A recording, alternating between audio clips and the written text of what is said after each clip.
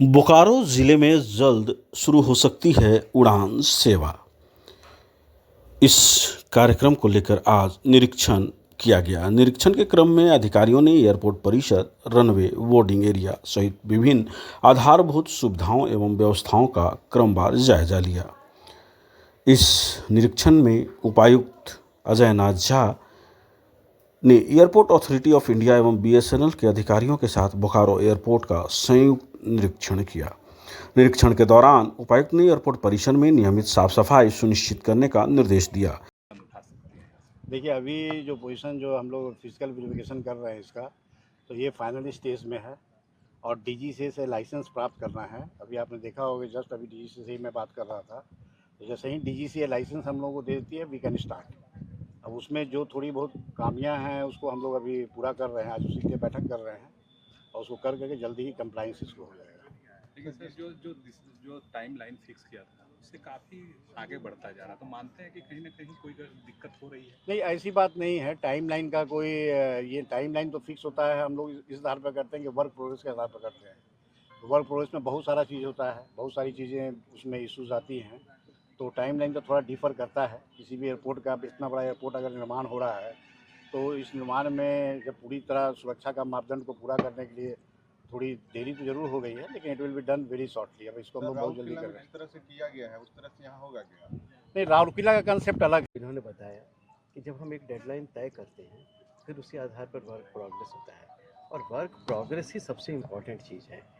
जैसे राज्य सरकार उस समय बहुत सारे काम ऐसे ऐसे छोटे छोटे थे जो उसको पूरे कराए जाने थे, वो सारे काम लगभग पूरे कर लिए गए हैं।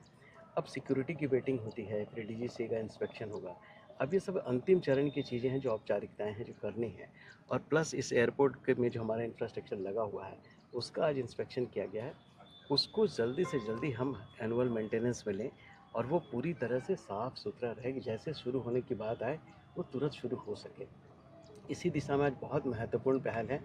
मेरा प्रयास था कि एक जॉइंट इंस्पेक्शन हो। हमारे सिविल एविएशन के कैप्टन सिन्हा साहब आए हुए हैं, तो इनके आने से निश्चित रूप से अब मैडम जो हमारी होम एसीएस होम है वो निश्चित रूप से भारत सरकार में इसको पहल करेंगे। वहाँ पर दोनों के बीच बैठक होगी। जो स्टील का ये है सेल के चेयरमैन और एयरपोर्ट अथॉरिटी के चेयरमैन के बीच बैठक होगी और ये सारी चीज़ें रिजॉल्व कर दी जाएंगी। लेकिन इतना तय मान के चलिए कि हमारे स्तर पर, अभी हम लोगों के स्तर पर यहाँ पर जो भी काम कराया जाना है उसमें कोई बाधा नहीं है। सभी काम लगभग पूर्ण कर लिए गए हैं। थोड़ी मोड़ी इश्यूज़ तो हमेशा ही रहेंगे जो साथ काम के पूरे किए जाएंगे। जैसे आप देख रहे हों कि जिस समय हमने आपसे यहाँ बात किया था उस वक्त आप यहाँ वॉल टू वॉल विजिबिलिटी नहीं थी। आज आप देख रहे होंगे कि लगभग जो सेल ने लगभग ये सारा काम कराते हुए कर दिया है। एयरपोर्ट अथॉरिटी भी इस बीच में काफ़ी सक्रिय हुई और उन लोगों ने भी अपना काम किया है।